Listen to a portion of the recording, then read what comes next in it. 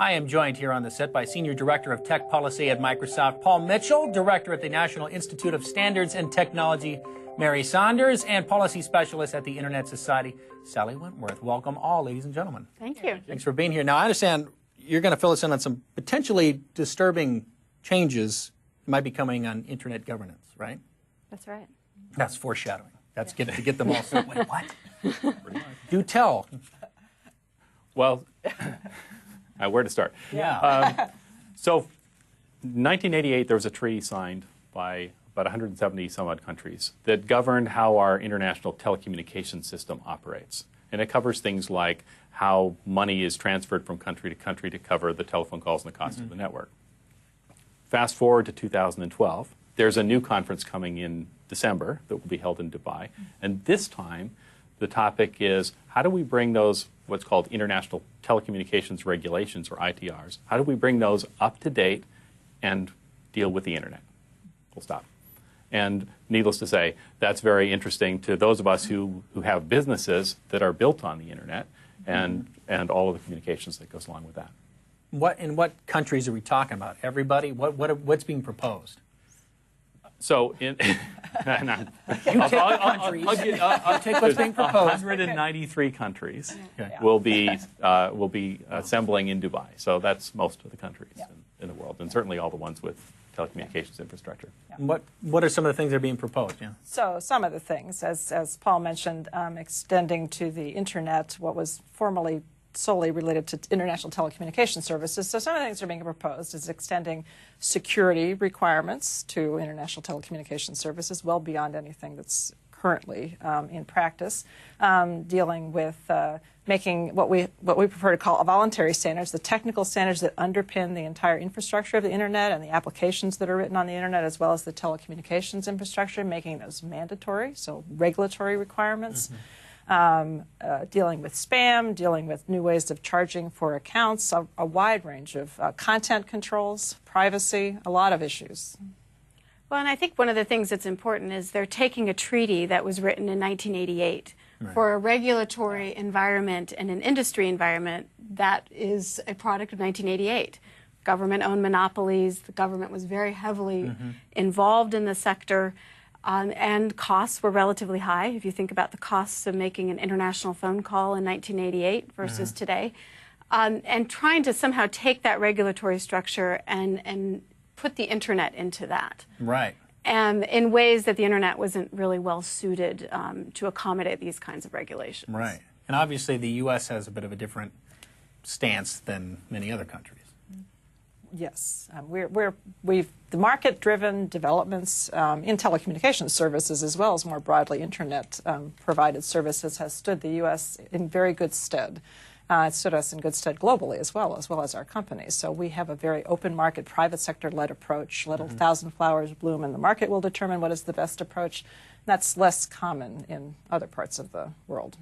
But the internet grew up in this decentralized environment. It's a bottom-up architectural development. It's global. It's globally interoperable. It's voluntary in many cases, and it's collaborative. And this is how the internet, as you use it today, has developed into a global infrastructure that everyone depends upon. It didn't grow up in this heavily regulated or heavily centralized environment that really characterized the telecommunications era of 20 years ago. I think one of the interesting things about the historical telecommunications environment and the ICT industry is that the telecommunications of the past were really driven by the need to figure out how to technically interconnect networks together in a standard way that would then extend the value of each network. And that was one of the hallmarks of telecommunications as it grew up. The computing industry, or the IT side of ICT industry, grew up often with consortium-based standards, individual inventions that were just put out there for people to adopt. It was much messier in many ways. And then as we move into cloud computing, where we are today, these two industries groups, they come together and they sort of collide and then mix, and then we get something new. And a challenge with that is the two historical cultures. And so when you take that and try to attach a legacy regulatory environment for an industry that was essentially, as Sally said, often government monopoly and standard interconnections and very rigorous, and this messy universe we have of computing and the internet and the web where everything is changing, every hour, you get a recipe for lots of interesting conversation, if nothing else. Yeah, well, let's compartmentalize the way you guys are looking at this. First, yeah. Mary, you're from NIST, right, agency of the U.S. government. I'm going to ask you about the government's position. Okay. And I'm speaking from a technical agency. We're non-regulatory, and our big interest is in... No, speak for the entire government. Oh, okay. No pressure. Go ahead. No pressure. Yeah. Well, I do know the U.S. government position because I've been participating in the Cordell preps for the World Conference on World Council on International Telecommunications. So this is the big meeting that Paul was talking about. And our strong preference, the U.S. government's strong preference, is that the international telecommunication regulations would remain relatively unchanged. They would provide the core of the regulatory aspect of the treaty, and that new issues would be dealt with through a different set of related instruments related to the treaty, resolutions or recommendations or opinions. I think, honestly, we feel that that's not going to be the case with the other 192 countries negotiated, but there are a couple bright lines that the U.S. government would not like to see crossed. We'd like to see the multi-stakeholder participation in the infrastructure and the governance of the internet continue, which means that industry and the civil society and consumers and governments all have a role to play. We'd like to see security not pulled into the mandatory part of the telecommunications regulations, and we'd like to see the voluntary nature of the technical documents that are written remain voluntary. Okay, let's get a view outside of government. Yeah. Sally, explain briefly what the Internet Society is and does. The Internet Society is a global nonprofit organization, and our fundamental purpose is to advocate on behalf of the Internet. We have over 55,000 members around the world, chapters around the world, and we're also the home for the Internet Engineering Task Force, which is the organization that develops many of the Internet protocols that underlie everything we do online. So we have a very keen interest in the policies, the technical implementation of policies that make the Internet grow. So what then is your stance on these treaty changes? Well, I think we're very concerned about the direction that the conference is going so far. We do not believe that the Internet is well suited for a static treaty. This last treaty has been around for almost 25 years. Obviously, a lot's changed since then. And one of the hallmarks of the Internet is its ability to grow, its ability to evolve, its ability to meet challenges that none of us sitting around this table understand or have thought of today. And so what we don't want to see in the treaty is a regulatory framework put in place that would lock in technology, an industry approach, a commercial business practice, or otherwise limit the ability of people to innovate using this technology or to express themselves freely. And some of the proposals that we've seen so far would do many of those things. There's opportunities for perhaps some good things to come out of this treaty negotiation, and we recognize that. But I think our position so far is really one of concern. Now, obviously, we are relying on the Internet here today, streaming live for the first time at the Faculty Summit, and we're actually asking for folks to tweet questions throughout the summit. And you guys have sparked some interest. I got one tweet here who says, I'm an engineer, not a policy wonk. Yeah. And why should I care about some treaty on telecom regulation? So that's a relatable question to, I'm sure, some people. Yeah, I think, the Internet really has, again, with its bottom-up, its decentralized beginnings, has allowed researchers and engineers to build and develop in many ways outside of any formal government structures. And there is this tendency, I think, among many in the engineering community to think that some of these policy discussions should just happen somewhere over there. But I think what we're hearing and what Mary just laid out with some of the agenda items for this conference, they really will affect the ability of engineers to do the engineering work that they do well, the technical excellence of the networks. And of the protocols that go into building those networks. So I think increasingly it's important that the engineering community, that the research communities pay attention to what's happening in policy discussions, And also, maybe even more important, that the policymakers pay attention and listen to the engineers and the technical community. Yeah. Now, obviously, there's people like that who are saying, why should I care? You know, until their internet stops working, they're not going to more care. expensive. But then, more expensive. You Right, can't get right. the content that you can't share data across networks. Right. So. Well, and even internationally, I'm seeing another tweet here saying, can you give specific examples of the kinds of changes that other countries would like to impose in the treaty? Sure. So one that would be really quite substantial concerns how traffic is routed around the internet. Today, the internet is designed so that traffic finds the most effective, least expensive route from one end to the other. And if there's something wrong in the middle, it routes around it. It finds some other way to go. That's the design of the network, and it's controlled by protocols, which are BGP in particular, which are running in the routers. Now, if you decided that you had to mandate all traffic running from, Microsoft here in Redmond to London has to go through a particular interchange point, and only that way, or all traffic going from, Microsoft here in Redmond to Israel, which may be a more apt analogy, would have to do that, then it dramatically increases the cost. It increases the engineering complexity of the network to make sure you could control all those routes. And across all of the routers on all of the interconnections of the internet. It's very expensive. Wow. What are some of the other examples of here at home, some of the, other technical standards that might be pulled into the treaty, things people maybe are totally unaware of that are being discussed? Well, I mentioned security. Yeah. So a lot of cybersecurity in general, the security of the network itself, but also the security of the data, the content. All of those practices and those standards are written in about 20 different standards organizations, all voluntary with relevant stakeholders, the engineers and the researchers and consumers and others at the table writing the best technical document. If those are made mandatory, then it puts a very chilling effect on the entire infrastructure and the ability to, because security has different definitions depending on the different, country you come from or the different applications. That's one example. We've also seen proposals related to things like information security or fraud. Right. On a global basis, having these kinds of definitions, or take spam, a global definition of spam. Now, what is spam in one country may be in other countries free political speech.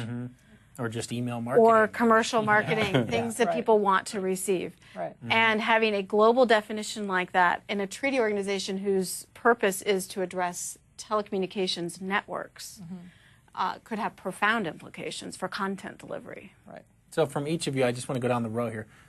From your own perspective, what are your biggest concerns? You know probably more than the average Joe on the street or watching online, just clicking on the stream. What are your biggest concerns about all this? I think it's important, and from the Internet Society's perspective, it's important that we not, as users or engineers or whomever, take this medium, take the Internet for granted. That we constantly have to be vigilant about the principles that have made it successful. The open architecture, global standards, open standards, voluntary standards, interoperable networks that allow people around the world to connect. So whether it's at a treaty conference or a standards meeting or elsewhere, those are principles that we constantly have to be vigilant about standing up for and speaking to. And this conference is one on the whole host of policy discussions that are happening at the United Nations, but also elsewhere among policymakers that really could have considerable impacts for the work that's happening, for example, at the Research Summit today. So I think that's where we're really focused. Well, and just to piggyback on that, I think the idea of that now that the internet, it wasn't that long ago that we didn't have any of this on our phones. Right. Exactly. And the self-assurance that I have, if you just dropped me off, blindfolded me, dropped me off in some other part of the world, I could probably go on my Windows phone and go, it's no big deal. Oh, here I am. Here's a map, and here's that. Now I can even hold it up to signs, and it will translate it. I mean, it's like this overwhelming wealth of knowledge and resources that are available to us, like you said, to not take it for granted. What if it was just taken away? It's a little bit jarring to think I would sadly feel quite helpless. What do I do now? That's right. I think we all would. Yeah. I think from the U.S. government perspective, all the principles that Sally mentioned, but in the context of we find generally, and in the context of the internet, that market-led developments with all the relevant stakeholders that have an interest in a particular topic come together and find the right either one or multiple technical solutions, and the market determines what the winner is, either because of cost or because of consumer preference. That we don't feel governments are generally very good at making those decisions in advance of the market, and we like to have as broad participation as possible, have private sector led. Commercial transactions leading the way wherever possible, and government only steps in the U.S. context where there's a market failure. And I think here we see many more market successes than market failures.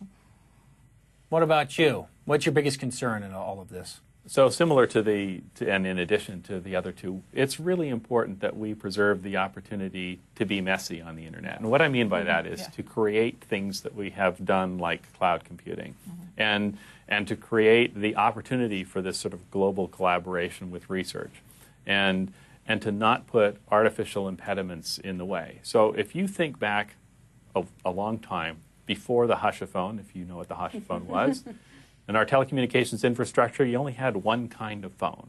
And that was the state of the art. It was really well built, and it would probably still function today because it was so well built, but there was absolutely zero innovation.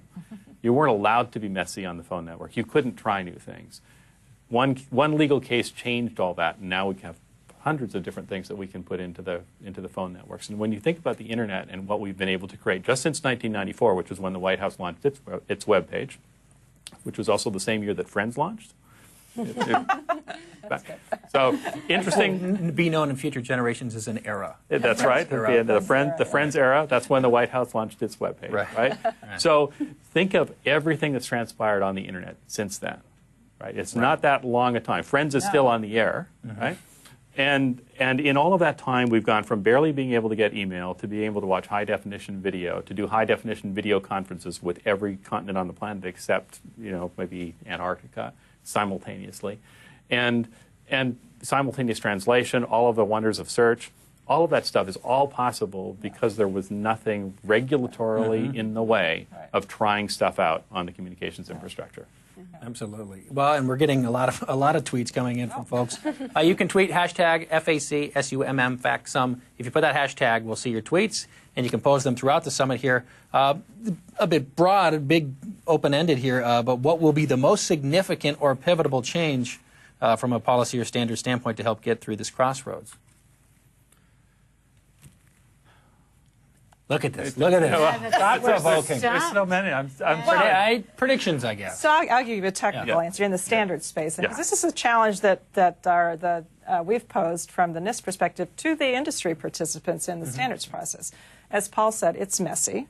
And I think industry is used to dealing with a multiplicity of venues. One of those venues is a treaty organization. I mean, the ITU standardization sector plays a significant role as one of the standards venues. So I think a challenge that industry, as well as the government participants, need to rise up to is how do you make some sense of those multiple venues and sort of deal with strengths and weaknesses in the various venues. It has to be a little messy, but a little less messy than it has been. We have to show some sort of coherence in the broader system. I think that'll help us get through. Some of the developing countries, other countries are suspicious of this, what I've heard in some parlance is called the Wild West, and how do we play? And we can't, we can't win. So a little coherence. I think there's also the messiness comes from the multiplicity of stakeholders that increasingly both need to be at the table and expect to be at the table. And some of the policy debates in the internet space over the last year or so around domain name blocking and intellectual property and some really challenging issues have demonstrated that you can't just bring one or two groups of stakeholders to the table. You really have to get the input from a broad community, and they expect it and they will demand it. And we're seeing that in the context of WCIT as well. And so how to reconcile that, the need to perhaps develop policies in some places, but do it in a way that's open, in a way that's transparent, in a way that's efficient, and still keep the messiness that makes the internet grow and makes the technologies grow. So overcoming that, I think that's a real challenge for the next period. Yeah, and I would say that on top of that, it's the fact that the internet eliminates borders where borders have historically been able to safeguard cultural boundaries. And what I mean is that you can no longer be certain that your culture is contained within your geographical borders. And that creates interesting pressures on a global scale, because whose values should lead when deciding, for example, what content is appropriate or not. When you can make a tweet, these tweets go all over the world, right? That's a new thing from a regulatory and from a government national sovereignty perspective. And it's not a matter of right or wrong. It's just different. And the multi-stakeholder approach is really the only one that seems to have the ability to bring everybody into a common discussion. But everybody has to be willing to have a common discussion. Well, and ultimately, as you guys are saying, sort of the messiness of it, the idea that someone can say, hey, here's an interesting idea. Get a developer, put this thing out there. We've all been a part of it where you find this new thing, and this is so great, I got to get this app. Nobody's going to know what this thing is. And yeah, it wasn't that long ago that Twitter was like, what is that? You just send out I don't get it. Now it's being used as news. It's breaking news all over the world. People are relying on it. Ultimately, the fact that we have to figure all of this out and regulate in countries, it might sound silly to say, but isn't it almost a great problem to have? That we have this tool that has become so powerful. It is a great, it's a great problem. That we have to figure out what to do, how to contain it, right? And we have to involve a lot more people in figuring out how to do it, which is a good thing, too. And we have to figure out how to bring the next billion users and the countries that they're from. So if the next billion users are coming from developing countries, and this was Mary's point, how do you bring them into this process in a way that's effective, that they feel included? And that could change. You know, we have a whole different group of languages and cultures coming into the governance structure, and we all have to be willing and ready to work with that. Yeah, just this within the last couple of months, the release of new top-level domain names, or the beginning of the application process or the beginning of the release process for new top-level domains. That in itself has been messy, and it's been challenging for ICANN to figure out how to manage it all. And it's a process that took, with multi-stakeholder approach, still 6.5, 7 years to get to where we are. But it would represent a substantial change in the way the internet operates in terms of being able to support non-Latin character sets. So, Arabic script or, Chinese. Big technical change in order to enable that. It has to ripple through all these networks, as well as all of the social and sort of geopolitical effects of something like that. Well, we're running out of time here, but final thoughts from each of you. You've got a captive audience. They're watching us live on a stream, unrestricted right now on the internet. That's right. Some parting words. Paul, you want to jump in? So I've been, I guess, my one parting thought is that this is one of those seminal points in time where there's an opportunity to ensure that we can continue to move the internet in a sort of a forward direction, in a research advocacy direction, in an innovation-friendly direction, and on a global scale. And it's one of the times when we as a tech industry really get to show leadership if we do the right things in terms of how we can enable the connectivity of the world. I'd say get involved. I mean, you can Google Internet Governance or WICIT, the World Conference on International Telecom, and from universities, from companies. You could Bing it, too. I'm sorry, you could. Why wouldn't you? You could Bing it. I want a decision. You can search on the Don't internet. give me words. Just give me what I want. It's diversity. Yeah, right. Get involved. Share your opinion. We certainly want to hear from the U.S. government perspective. Well, and I think from the Internet Society, we're a global organization, and it's, anybody can participate in what we're doing. But the message that we've given to our chapters and members around the world is the same one. Get involved, and to governments. You need to have an open and transparent process by which you take on these policy issues. You shouldn't be decided behind closed doors. It shouldn't be government only. And the community has to show up when the invitations are issued, when there is an opportunity to be engaged. But governments also really need to make that opportunity available to the community. So it's a two-way street, and getting involved now is really, really important. Great stuff. Thank you all, and especially, Paul, your corporate plug. Because of that, we've been invited back tomorrow. Oh, thank you. We've been renewed for one more day. Well, thank you all. Truly very thought-provoking stuff. And that just about does it, believe it or not, for day one of the Faculty Summit broadcast. And what a day it's been. We have explored pervasive computing, human trafficking, climate change, and the politics of the internet governance. Plenty more coming your way tomorrow when we will look at how you might soon be able to control your environment with a high-tech wristwatch. It's not as shiny as this one, but it does cooler stuff. And we'll learn about the role of social media in social media in computer science and research. That's just a small sample of what's to come tomorrow. So please be sure to join us tomorrow, 9 a.m. Pacific time, and that's noon for you on the other coast. And then check your local listings wherever else you are. I can't cover everything. This is just one web stream. In the meantime, keep the conversation going. Twitter, it's underway right now. Hashtag FACSUMM. Back some. Let us know what you thought of day one of the summit. Questions for tomorrow. You can fill out comment evaluation below. Thanks so much for watching. We'll see you tomorrow. Now I got to hydrate.